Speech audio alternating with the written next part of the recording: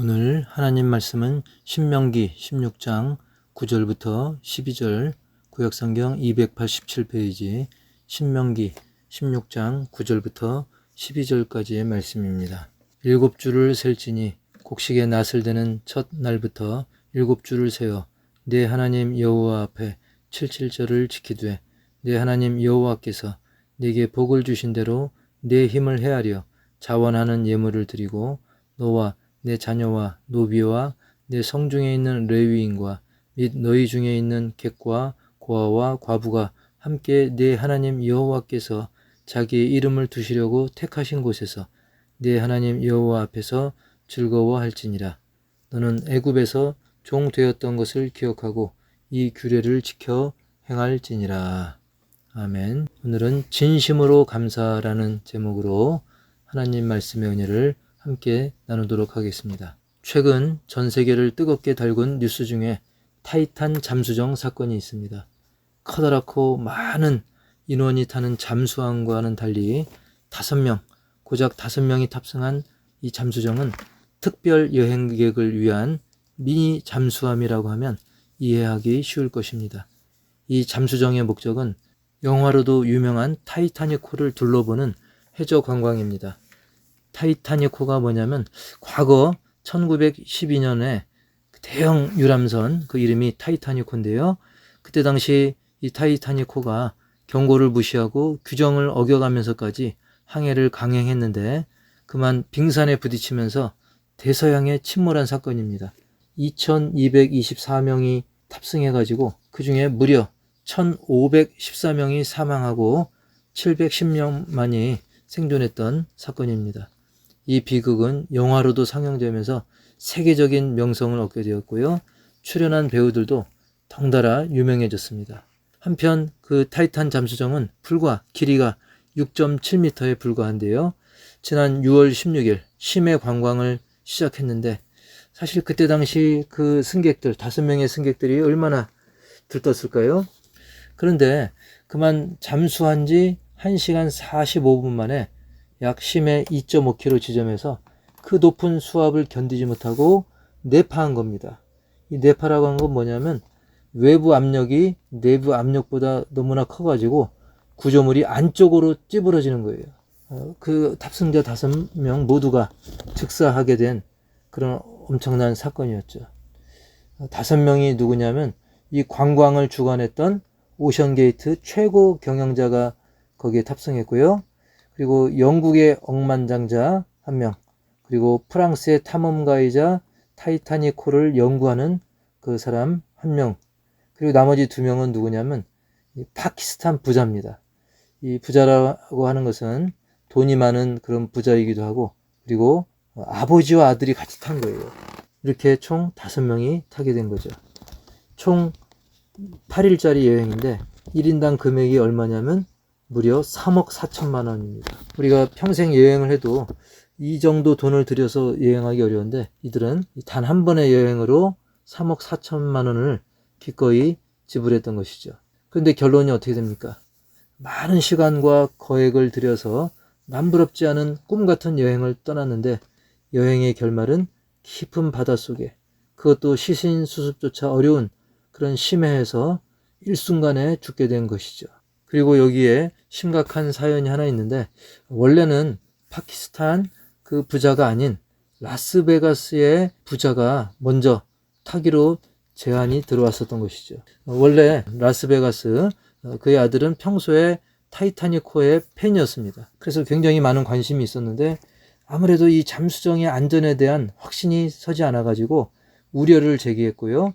그러자 주최 측이 그런 금액을 2억 원으로 깎아줄 테니 타라 라고 제안했지만 끝내 그 불안감을 씻을 수 없어서 거절을 하는 바람에 그 빈자리가 파키스탄 부자에게 돌아가게 된 거죠. 그러면서 운명이 바뀌어버린 겁니다. 그리고 그 파키스탄 그 아버지와 아들 중에 그 아들의 나이는 불과 19살에 불과했습니다. 너무나 안타까운 그런 사건이죠. 사실 모두가 일이 이렇게 될 줄 알았다고 한다면 그 초호와 잠수장에서 죽는 것보다는 차라리 싸구려 통통배라도 안전하게 바람 쐬면서 낚시하면서 그렇게 1박 2일, 심지어 당일치기라도 그게 낫다라고 생각할 겁니다. 물론 그 싸구려 통통배를 타면 짠내도 나고 기름 냄새, 땀내가 나더라도 차라리 그게 낫다라고 생각할 겁니다.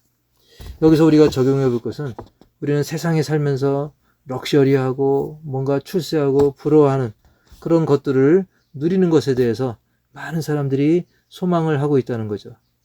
하지만 그것은 세상의 안락과 쾌락의 잠수정일 수가 있다는 겁니다. 아무리 초화합한 즐길거리라 할지라도 목숨보다는 전혀 소중하지 않듯이, 아무리 세상 남부럽지 않은 그런 것들이라도 결코 우리의 영혼만큼 소중한 것은 없다는 것입니다. 내 영혼의 구세주인 예수님을 믿고 따르며 그 이름으로 기도하고 예배하고 헌신하는 일이 세상적인 관점에서는 땀내, 쩐내처럼 피곤하고 불편해도 우리의 도착지는 영원한 천국이기 때문에 우리는 오히려 감사하고 기뻐하며 우리에게 주어진 하루하루를 은혜 가운데 살아가는 것입니다. 전에 유 선교사님 그 선교지 이야기처럼 그들은 우리보다 10배, 20배는 못 살아도 그 별 볼 일 없는 작은 간식, 그리고 함께 땀 흘리며 운동하는, 거기에 대해서 굉장히 행복해야 했던 이 쓰레기 마을 그 어린이들처럼 우리는 정말 비록 좀 없어도 부족해도 중요한 것은 우리의 심령이 주 안에서 참 평안을 누리는 것이라는 사실을 우리는 깊이 새겨야 할 것입니다. 실제로 우리 주변을 조금만 둘러봐도 의외로 잘 돼가지고 잘 나가서 망한 사람도 많이 있습니다. 고로 우리는 그저 잘 되고 잘 나가는 사람 부러워하기보다는 지금 내게 주어진 은혜에 감사하면서 기뻐할 줄 아는 사람이 진정으로 복된 사람이라는 사실을 깊이 새기시기 바랍니다.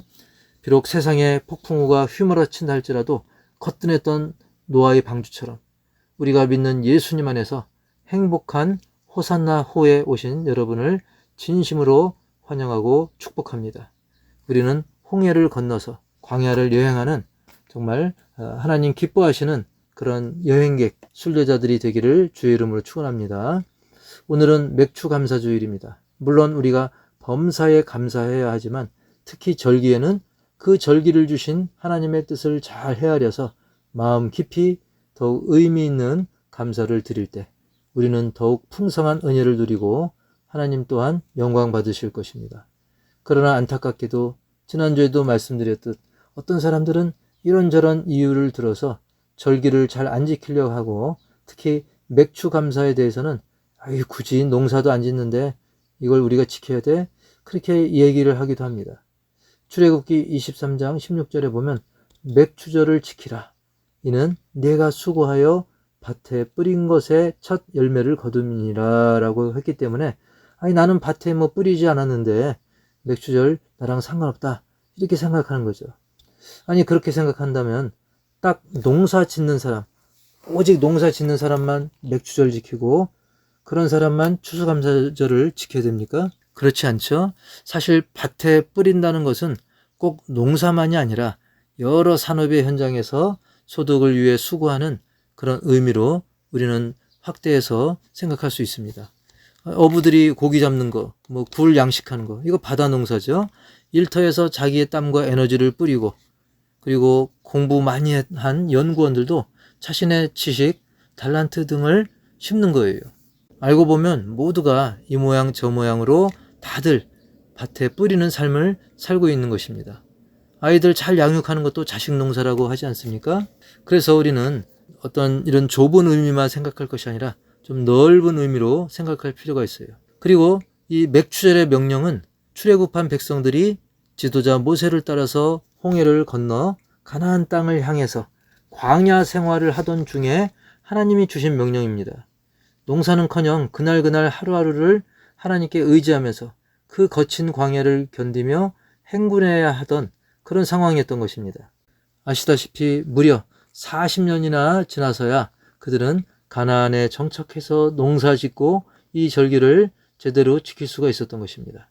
결국 하나님이 그들에게 이 절기를, 맥주절을 명하신 것은 지금은 비록 거친 광야 생활 중이지만 하나님께서 약속대로 가나안 땅을 정복하게 하셔서 정착하게 해주시고 농사를 짓게 해주시고 열매를 거두게 해주실 것이니까 그저 막연하게 멀었구나 하지 말고 하나님은 반드시 약속대로 이루신다. 그런 믿음으로 나아가라는 그런 의미인 것입니다. 사실 당시의 상황은 허황되게 보일 정도로 그 약속의 말씀이 참 와닿지 않을 수도 있었죠. 삭막한 광야, 강력한 이방인의 군대, 어떻게 보면 자신들은 메뚜기 신세나 다름없다라고 생각할 만한 그런 환경이었지만 그럼에도 불구하고 하나님께서 약속대로 땅을 주시고 농사짓게 해주시고 열매 맺게 해주실 거라는 그런 믿음을 가지고 행군하라는 그런 말씀의 명령인 것이죠. 우리 역시 지금은 비록 괴롭고 힘든 광야 같은 인생길을 걷고 있다 할지라도 하나님께서는 믿는 자에게 광야 생활 중에도 일용할 양식을 주실 뿐만 아니라 만나를 주시듯 그리고 말씀대로 약속의 땅에서 열매를 거두고 누릴 수 있게 하실 것이기 때문에 믿음으로 감사할 것을 미리 명령하신 것입니다. 따라서 맥추절의 명령은 믿음에 대한 명령인 것입니다. 하나님을 믿으라. 그 약속을 믿으라. 그 약속의 말씀을 믿으라는 것이죠. 그리고 맥추절의 명령은 구원의 은혜를 기억하라는 명령인 것이죠. 아니 이게 무슨 소린가? 이것은 농사에 대한 명령 그리고 믿음에 대한 명령 그 말고도 더 있는가? 라고 생각할 수 있는데 오늘 읽은 신명기 16장 12절을 보면 너는 애굽에서 종되었던 것을 기억하고 이 규례를 지켜 행할지니라. 이 12절 말씀도 맥추절에 대한 말씀입니다. 이 맥추절에 대한 말씀에서 뭐라고 말씀합니까? 너는 애굽에서 종되었던 것을 기억하고 이 규례, 이 맥추절을 지켜 행하라고 말씀하고 있는 거예요. 너희들 그 옛날 애굽에서 종살이 노예 생활할 때 기억 안 나냐? 그때 비참했던 너희들 오직 하나님께서 그 은혜로 건져주시고 참 자유를 주지 않았나? 그렇게 묻고 있는 것입니다. 사람이 좀 살만하면 은혜를 잊는 경우가 많습니다. 우리 인간관계 속에서도 어려울 때 도와줬는데 당장은 감사하는 것 같아도 시간이 좀 지나면 그 은혜를 싹 잊는 경우들, 심지어 모른 척하거나 배신하는 경우도 있습니다. 이스라엘도 어땠습니까? 훗날 하나님의 크신 은혜로 가나안에 정착해서 살만하니까 우상 숭배하고 온갖 쾌락과 음란에 빠져서 하나님을 뒷전에 두는 그런 일들이 실제로 일어났던 것이죠. 그래서 하나님은 맥추절 절기를 통해서 하나님의 놀라운 구원의 역사를 기억할 것을 명령하신 겁니다. 신명기 16장 12절 다시 보면 너는 애굽에서 종 되었던 것을 기억하고 이 규례를 지켜 행할지니라. 아멘. 우리가 목자의 심정이라는 그런 찬양 가사에도 보면 양을 위해 생명 바친 목자의 수고, 그 사랑을 잠시라도 잊지 말지라 라는 찬양이 있죠. 우리 성도 여러분, 어려울 때나 평안할 때나 절뚝일 때나 잘 나갈 때나 우리를 사단의 노예, 죄의 노예, 사망의 노예에서 건져주신 하나님의 그 사랑, 독생자 예수 그리스도의 보혈을 흘리기까지 사랑하신 그 은혜를 영원토록 잠시라도 잊지 마시고 특히 이 절기를 통해서도 그 은혜를 깊이 새기고 감사하시기를 주의 이름으로 축원합니다. 그리고 이 규례를 지켜 행할지니라, 행하라 하셨습니다. 그렇다면 구체적으로 어떻게 행해야 됩니까? 세 번째로는 주신 복을 따라 그 힘대로 드리자는 것입니다. 신명기 16장 17절 각 사람이 내 하나님 여호와께서 주신 복을 따라 그 힘대로 드릴지니라. 각 사람, 우리 하나님을 믿는 한 사람 한 사람이 내 하나님 여호와께서 주신 복을 따라 그 힘대로 드릴 것을 명령하고 있습니다. 우리가 보통 진짜 사랑한다면 없는 구실 만들어서라도 해주고 싶어하고 그리고 뭐 똑같은 축의금을 내더라도 어떤 사람은 적은 액수조차 아까운 사람이 있어요. 내가 사정상, 체면상 억지로 하는 경우가 있어요. 하지만 반대로 많은 액수를 축의금으로 담았는데도 더 담고 싶은 그런 사람도 있는 것입니다. 우리는 하나님께 감사를 드릴 때 과연 어떤 마음으로 어떤 자세로 드리고 있습니까? 내가 더 드려야 되는데 하면서 이렇게 드리고 있습니까? 아니면 정말 아깝다, 어쩔 수 없이 드린다 이런 마음으로 드리고 있습니까? 우리가 과부의 그 두 렙돈의 헌금을 기억하시죠? 비록 적은 액수라도 정말 하나님께 더 드리고 싶어하는 마음, 정말 감사가 넘치고 은혜가 넘치는 가운데 드리는 헌금이 있습니다. 그리고 꼭 헌금이 아니라 할지라도 하나님을 위한 여러 가지 헌신, 그리고 하나님이 기뻐하시는 이웃을 향한 봉사도 마찬가지죠. 뭐 청소하는 거, 식사 봉사하는 거, 차량 봉사하는 거, 뭐 연탄 봉사하는 거 등등 우리가 어떤 마음으로 하고 있는가, 이게 또한 중요합니다. 그럴 때 이 말씀이 좋은 기준이 되죠. 내 하나님 여호와께서 주신 복을 따라, 즉 하나님께서 내게 주신 그 복만큼 드리라는 거예요. 말씀드렸듯이 우리는 측량 못할 어마어마한 그런 복을 받았습니다. 그 구원의 복을 뭘로 계산할 수 있겠습니까? 게다가 천국 영생 복락의 약속도 받았습니다. 그 외에도 깨알같이 많은 복들을 받았어요. 우리가 숨 쉬는 것도 복입니다. 햇빛을 쬐는 것도 복이고, 공기를 마실 수 있는 거, 걸을 수 있는 거, 이렇게 범사가 복인 것입니다. 나는 복을 많이 받았고 은혜를 많이 받았다는 그런 믿음이 있다고 한다면, 그러한 믿음이 있다고 한다면 우리는 그만큼 풍성히 감사를 드리라는 거예요. 그럼에도 불구하고 우리는 아깝지 않고 더 감사드리고 싶은 것이죠. 그리고 그 힘대로 드리라고 했습니다. 그 힘대로, 즉 부하면 부한 대로, 가난하면 가난한 대로 자신의 형편을 헤아리되 진심을 담아 드리면 되는 겁니다. 여기에 그 힘대로라는 그 말씀은 원어로는 삶의 수단들을 통해서라는 그런 뜻도 있습니다.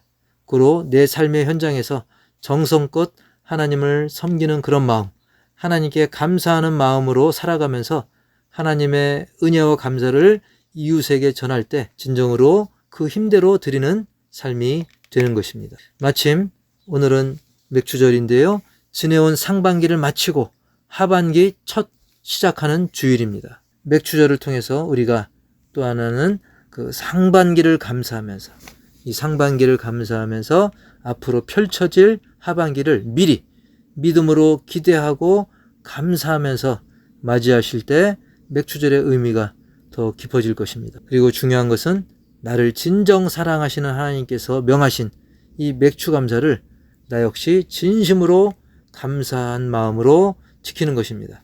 결국 그것은 나를 위한 하나님 아버지의 명령이기에 진심으로, 전심으로 지킬 수 있기를 주님의 이름으로 간절히 축원합니다. 하나님 아버지, 오늘 맥주절을 맞아서 진심으로 감사하는 절기가 되기를 소망합니다. 억지로가 아니라, 체면 봐서가 아니라 그 죄악의 땅에서 나를 건져주신 하나님께 믿음으로, 진정한 감사로 구원의 은혜를 기억하며 온전히 드리는 맥주감사절이 되게 하여 주시고, 이 맥주감사 이후에도 우리에게 허락하신 하반기를 우리가 감사하면서 하나님 은혜로 넘쳐나는, 감사가 넘쳐나는 복된 절기와 올 한 해 하반기가 될 수 있도록 복 내려 주옵소서. 이 시간 또 주님께 진심으로 전심으로 감사를 담아서 물질을 드립니다. 헌신합니다. 이 모든 예를 주님께서 기뻐 받아 주시옵소서. 우리의 삶에 감사가 범사에 넘치게 하여 주옵소서. 지금은 우리 주 예수 그리스도의 은혜와 그 아들 주신 하나님 아버지의 한량없는 사랑과 성령님의 내주교통 치유 인도 회복 동행하심이 진심으로 감사하기를 기뻐하는 우리 믿음의 심령들 가정들 위해 이제로부터 영원토록 함께 있을지어다. 아멘.